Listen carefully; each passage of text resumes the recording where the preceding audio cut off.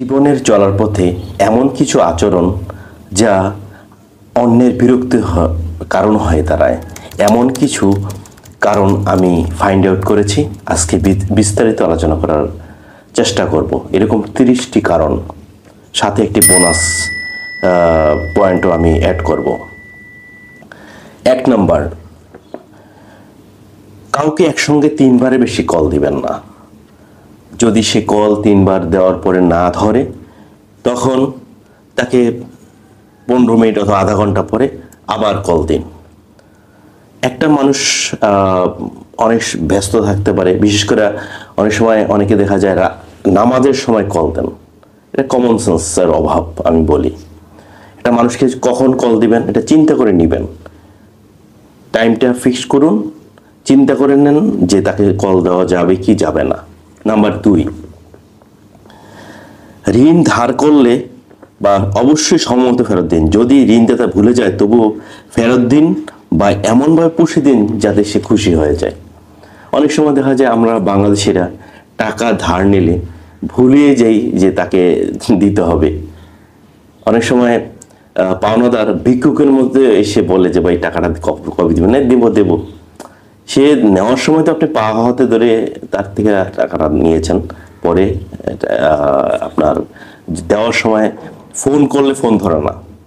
আপনি ফোন করলে আপনার দেখা যায় সেই টাকা দেওয়ার জন্য সে আপনার নাম্বারটা ব্লক লিস্টে ঢুকাই দিল। এটা পরিহার করুন। 3 নম্বর, ব্যক্তিগত জীবন নিয়ে অপ্রাসঙ্গিক প্রশ্ন করবেন না। যেমন ভাই আপনি এখনো বিয়ে করেন নাই, অথবা বাড়ি কিনেননি কেন, এই ধরনের প্রশ্ন না করে ভালো। নাহলে আপনাকে ভাববে যে অভদ্র ভাববে। যদি খুবই আন্তরিক হয় সেক্ষেত্রে অন্য কথা। একটা মানুষের সাথে পরিচয় হওয়ার মধ্যে কয়েকদিনের মধ্যে যদি এই ধরনের প্রশ্ন, এগুলো এড়িয়ে চলুন। 4 নম্বর, আপনি ধরেন আপনার কোনো কলিগ অথবা আপনার কোনো বন্ধু আপনার প্রয়োজনে যদি তার বাইক আছে, আপনি ধরেন 20, 30, 40 কিলোমিটার যদি তাকে নিয়ে যান অনুরোধ করে, আপনার উচিত হবে বাইকের মধ্যে তেল ঢুকিয়ে দেওয়া। সে নিতে না চাইলেও টেকনিক্যালি ঢুকিয়ে দেওয়ার চেষ্টা করবেন। 5, অন্যের কথা বলার সময় বাধা দিবেন না। কথা শেষ হলে নিজের মতামত দিন। অনেকে দেখা যায় যে মাঝখানে আপনি কথা বলতেছেন, গুরুত্বপূর্ণ কথা, মাঝখান দিয়ে আপনার কথার মধ্যে কনসেন্ট্রেশন নষ্ট হয়ে গেল, আপনি কথায় বাধা দিলেন। এটা একটা অভদ্রতার লক্ষণ। তার কথা শেষ হওয়ার পর আপনি কথা বলতে পারেন। অনেক টক শোতে দেখা যায় এই জনের পাওয়ার, আমি পাওয়ারকে বলি পাওয়ার, এটা ব্যঙ্গাত্মক অর্থে। টক শোতে কথা বলতেছে, যে দল ক্ষমতায় অথবা তার ওই দলের ক্ষমতাবান দল, ওর কাউন্টারের কারণে যে আরেকজন যে কথা বলতেছে টক শোতে, কথাই বলতে পারতেছে না। 6, মজা করার সময় খেয়াল রাখুন যদি অন্যজন উপভোগ না করে সাথে সাথে থামুন। আপনি ধরেন একটা আড্ডায় বসেছেন, আপনি ফান করে, অনেকে মজা করে, যদি অন্যরা যদি বিরক্ত বোধ করে, আপনার উচিত এটা তখনই স্টপ হয়ে যাওয়া। 7 নম্বর, যদি ছবি দেখাতে ধরেন আপনার কোনো একটা ছবি, আপনার কলিগ অথবা আপনার কোনো বন্ধু অথবা যে কোনো পরিচিত আপনাকে স্পেসিফিক একটা ছবি দেখালো যে ভাই এই ছবিটা, আপনার মোবাইলটা হাতে দিল, আপনি কি করলেন? যদি অনেকে দেখা যায় অভদ্রের মতো স্ক্রল করে আরো ছবি দেখে, এটা অভদ্রতার লক্ষণ। আপনাকে যে ছবিটা স্পেসিফিক যে ছবিটা দেখতে দিয়েছে, আপনার উচিত হবে ঠিক ওই ছবিটা দেখা। যদি দেখতে মন চায় এই ধরনের, তখন আপনি তার কাছ থেকে অনুমতি নিতে পারেন, যদি সে আপনি কাছের লোক হয়ে থাকেন। কথোপকথনের সময়, এটা 8 নম্বর পয়েন্ট, ফোন ব্যস্ত হবেন না। এটি অসম্মানজনক লক্ষণ। আপনি একজনের সাথে কথা বলতেছেন, ফুট করে আপনার একটা ফোন আসলো, জরুরি কল আসতেই পারে, তাকে বলতে পারেন যে এক্সকিউজ মি, আমার একটা জরুরি আর্জেন্ট কল এসেছে, আমি একটি ফোনটা ধরতে পারি?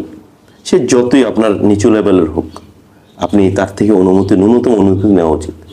আমি মিরপুর ডিউজেস একটা ইন্টারভিউ দিতে গিয়েছিলাম।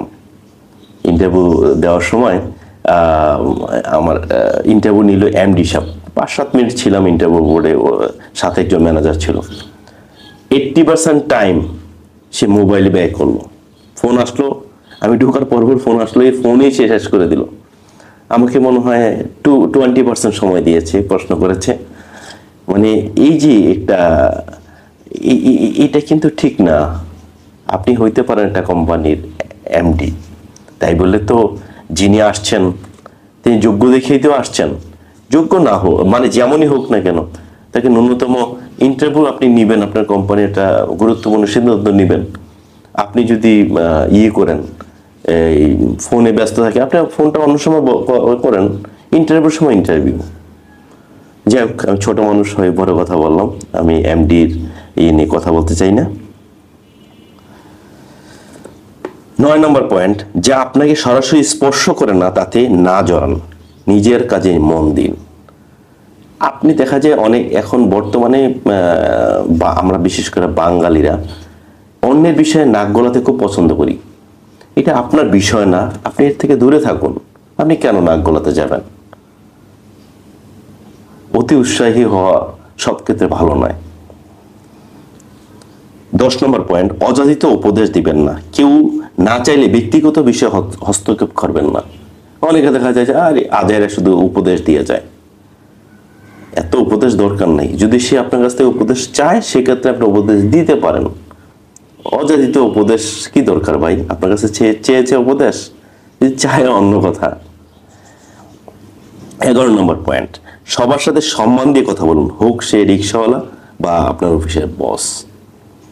একটা জিনিস প্রায় আমরা বাংলাদেশিদের মধ্যে একটা জিনিস দেখা যায়, আমাদের ইগোস্টিক সমস্যা। আমরা অহংকারী, চরম অহংকারী।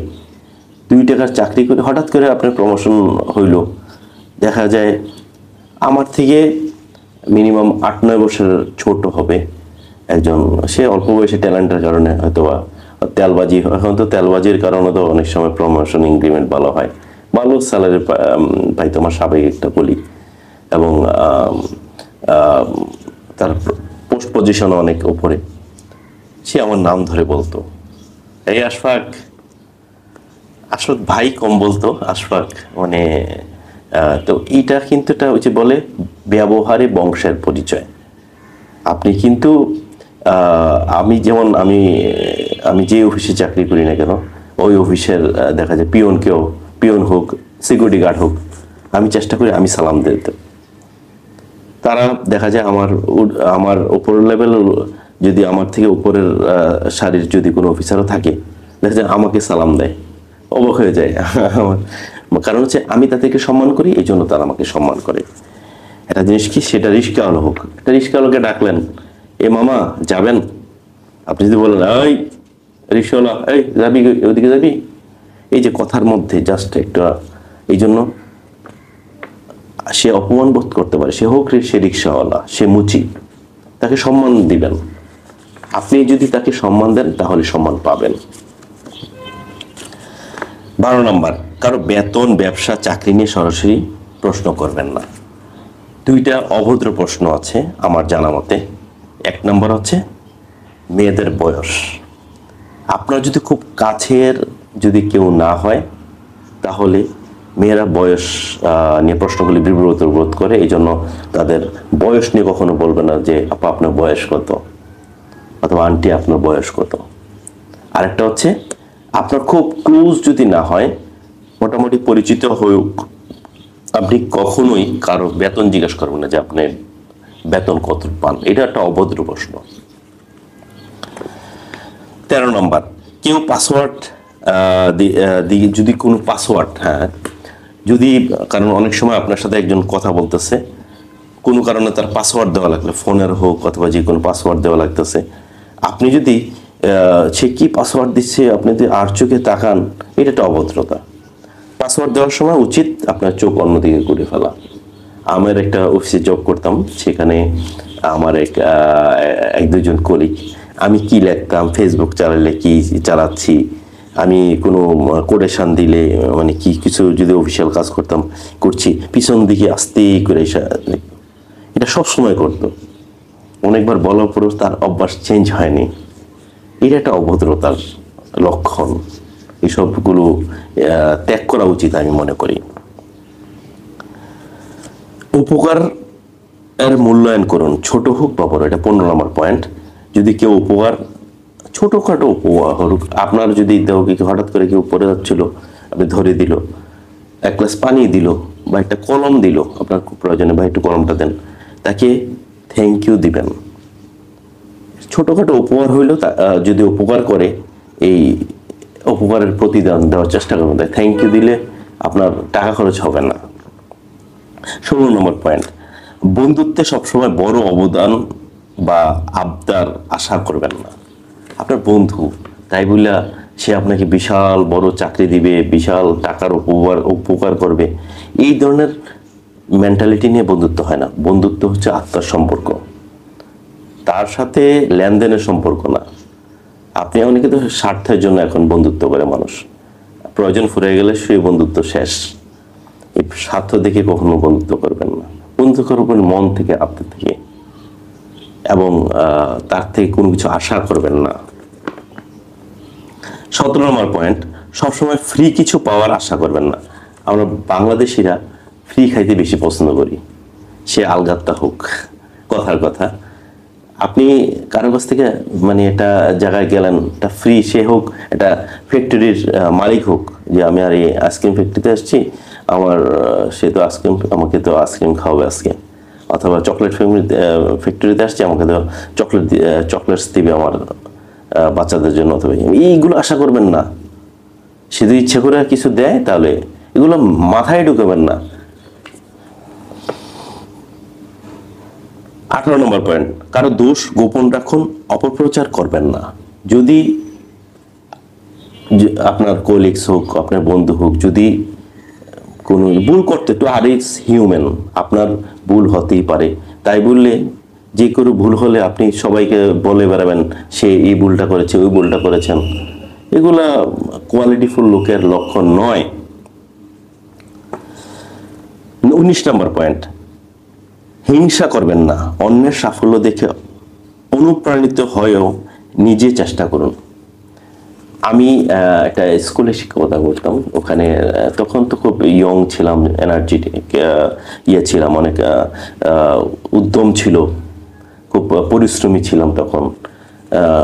আমি ওই স্কুলের যে হয় না সকালবেলা যে অ্যাসেম্বলি হয়, এই যে কুচকাওয়াজ অথবা যে কোনো কিছুতে আমাকে দায়িত্ব দেওয়া হলো। আমি সুন্দর মতো এটা দায়িত্ব পালন করলাম। এরপর কুমিল্লা জেলা পর্যায়ে কুচকাওয়াজ প্রতিযোগিতা, তারপরে ডিসপ্লে, এগুলোর দায়িত্ব দেওয়া হলো। আমি আমার প্ল্যান ছিল যে সবাই পারলে আমি পারবো না কেন, পুরো উদ্যমে আমি কুচকাওয়াজে ফার্স্ট পুরস্কার নিয়ে আসলাম, এবং ডিসপ্লেতে ফার্স্ট পুরস্কার নিয়েছি, কুচকাওয়াজে সেকেন্ড পুরস্কার নিয়ে আসছি। সবাই অবাক হয়ে গেল। এটা আমার এবং আমার স্টুডেন্টদের পরিশ্রমের ফসল ছিল। পরবর্তীতে কোচিং শুরু হবে স্কুলে, কোচিংয়ের ইনচার্জ বানায় দিল আমাকে প্রিন্সিপাল স্যার। এটা নিয়ে সবাই জেলাসি শুরু হইলো। আল্লাহু আকবার, যে জেলাসি! স্যার হয়তো আমার মনে করেছিল যে আশফাক দ্বারা কাজটা সুন্দর মতো সম্ভব হবে। অন্যরা বললো যে আমরা সিনিয়ররা থাকতে এমনটা জুনিয়র ছেলের কাছে দায়িত্ব দেওয়া হলে, যাক, পরবর্তীতে ওই কোচিং আমি ছেড়ে দিয়েছি। কোচিংয়ের পরে যাই হোক, অনেক গল্প তো আসে, আর ভবিষ্যতে আরো কিছু বলবো। 20 নম্বর, মতভেদ হলে তর্কে না করে এড়িয়ে চলুন। ছোট বড় সবার সাথে মাধুর্যপূর্ণ আচরণ করুন। আপনার সবকিছুতে আপনার মন মতো হবে তা না, মতভেদ হতেই পারে। যদি দেখেন মতভেদ হচ্ছে, আপনি আস্তে করে ওখান থেকে সরে পড়ুন, আপনার ভালো লাগবে। 21 নম্বর, বন্ধুত্বে ঝগড়া হলে পেছনে তার বদনাম করবেন না। বন্ধুত্বের মধ্যে ভুল বুঝবুঝি হবেই, তাই বললা যে আপনি তার বদনাম করে বেড়াবেন, সে এটা করেছে ওইটা করেছে। আপনার এক বন্ধু আরেক বন্ধুকে যতটা মানে ক্ষতি করতে পারে, একটা শত্রু আপনার এত ক্ষতি করতে পারবে না। 22 নম্বর, কাউকে খোটা দিবেন না। আপনি একটা মানুষকে কিছু গিফট করলেন, কাউকে কোনো কিছু একটা উপকার করলেন, আপনি 6 মাস, 1 বছর, 2 বছর, 5 বছর, 10 বছর পর হলেও আপনি খোটা দিলেন। যাকে খোটা দিলেন সে কিন্তু অনেক অনেক তাকে মানে নিজেকে ছোট ভাববে, মানে সে অপমান বোধ করতে পারে। এই জিনিসটা অবশ্যই খেয়াল রাখবেন। 23 নাম্বার, কম জানা বিষয়ে তর্কে জড়াবেন না। আপনি একটা জিনিস সবাই যে সব বিষয়ে সব জানতা তা নয়। A little learning is dangerous thing. আপনি কম জানেন, আপনি এই বিষয়ে তর্ক, অনেকে তো করে, দেখা যায় কম জানে তারপরে সে নিজেকে জাহির করার চেষ্টা করে। আপনি ব্যাপারটা যদি খুব দক্ষ হন তখন আপনি তর্ক করবেন। 24 নম্বর পয়েন্ট, কারো সম্মান নষ্ট করে কথা বলবেন না। ধর্ম, জাতি নিয়ে তুচ্ছতাচ্ছ করুন। সে যতই অফিসের যত ছোট মানুষ হোক অথবা বাহিরের কত ছোট লেভেলের হোক, তাকে আপনি কখনই তার সে ধর্ম হোক ইয়া হোক তার মানে সম্মানীয় কখনো আপনি তাকে ছোট করবেন না। 25 নম্বর পয়েন্ট, যে আপনার উপদেশ মানবে না তাকে উপদেশ দিয়ে সময় নষ্ট করবেন না। আপনি যে কারো কাছে কাউকে উপদেশ দেওয়ার দরকার আছে, যদি মনে করেন যে সে আপনার উপদেশ শুনতে পারে, তাকে দিতে পারেন, তাই বললে যে শুনবে না সময় নষ্ট করে কেন তাকে উপদেশ দিবেন। 26 নম্বর, সময়মতো প্রতিশ্রুতি রক্ষা করুন। কথা দিয়ে কথা রাখুন। আপনি কাউকে কমিটমেন্ট করলেন যে আপনি মুখ তার সাথে দেখা করবেন, অথবা যে কোনো একটা কমিটমেন্ট করলেন, সে কমিটমেন্টটা রাখতে পারলেন না, বাইসেন্স তো লাইসেন্স নাই, আপনি যদি এমন হয় সেক্ষেত্রে তাকে এক্সকিউজ মানে প্রপার এক্সকিউজ দিতে পারেন। কিন্তু আপনি এটা যদি হালকাভাবে নেন, কোনো প্রতিশ্রুতি দেওয়ার পরেও, কমিটমেন্ট দেওয়ার পরেও, সেটা কিন্তু আপনার একটা বিশাল অভদ্রতা হয়ে যাবে। 27 নম্বর পয়েন্ট, অন্যের ব্যক্তিগত জিনিস অনুমতি ছাড়া ব্যবহার করবেন না। আপনার বন্ধুরা এখানে গেছেন, মোবাইলটা করতেছেন, ওর জামাটা পরতেছেন, গেঞ্জি পরতেছেন, এগুলা অনুমতি ছাড়া করাই। সে একটা ব্যক্তিগত গ্লাস হয়তো বা ওই গ্লাসটার মধ্যে সে ছাড়া অন্য কেউ পানি খায় না, আপনি খেলেন, মানে অনুমতি নিতে হবে। 28 নম্বর পয়েন্ট, জনসমক্ষে কারো ভুল ধরে লজ্জা দিবেন না, প্রয়োজনে আলাদা করে বলুন।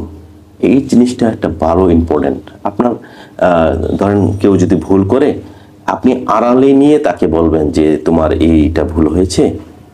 আপনি ওকে বকাঝকা করার যদি সেই অধিকার থাকে, ও বকাঝকা করতে পারেন, কিন্তু সবার সামনে নয়। 29 নম্বর, শোনার অভ্যাস করে তুলুন। শোনার অনেক সময় বলার চেয়ে বেশি শক্তিশালী। অনেক মানুষ আছে কথা বলার সময় অন্য কাউকে সুযোগই দেয় না। এমন অনেক আমার পরিচিত, নাম বলি না, এমন আমার খুব কাছের লোক এমন আছে, কথা বলার সময় শুরু হলে সে অন্য কাউকে সুযোগ দিবে না, সে নিজেই কথা বলে দেবে। এটা একটা অভদ্রতার লক্ষণ। 30 নম্বর পয়েন্ট, দয়া ও সহানুভূতি চর্চা করুন। মানুষ ভুল করলে সুযোগ দিন, কারণ একদিন আপনার তাকে প্রয়োজন হতে পারে। আপনার অধীনস্থ কোনো কর্মচারী যদি ভুল করে, তাকে সুযোগ দিন, তাকে বুঝিয়ে বলুন। তাই বললে তাকে যাচ্ছে তাই ব্যবহার করবেন না। আরেকটা আপনাকে বোনাস টিপস দেই, আপনার কোনো কারণে হাই অথবা আপনার হাঁচি আসতে পারে। আপনার ইসলামিকভাবে একটা জিনিস জেনেছি, কেউ যদি হাই দেয়, সেক্ষেত্রে এই হাই দেওয়ার সময় যদি আপনি হাত না দেন সামনে, আপনি পড়তে হবে লা হাওলা ওয়ালা কুওয়াতা ইল্লা বিল্লাহ, আপনার শয়তান ঢুকবে। একটা কি অড লাগে যে একটা আপনি মানুষের সামনে কথা বলতেছেন, আপনি হাই দিচ্ছেন ওর সামনে, হাত আপনার উচিত হাতটা সামনে দেওয়া, বাইসেন্স দিয়ে ফেলছেন, হাতটা সামনে দেওয়া। হাঁচি দিচ্ছেন, আপনি আড়ালে যে হাঁচি দিবেন, আটকে রাখার চেষ্টা করবেন। যাই হোক, অনেক কথা বললাম, সবাই ভালো থাকবেন। আসসালামু আলাইকুম রহমতুল্লাহ।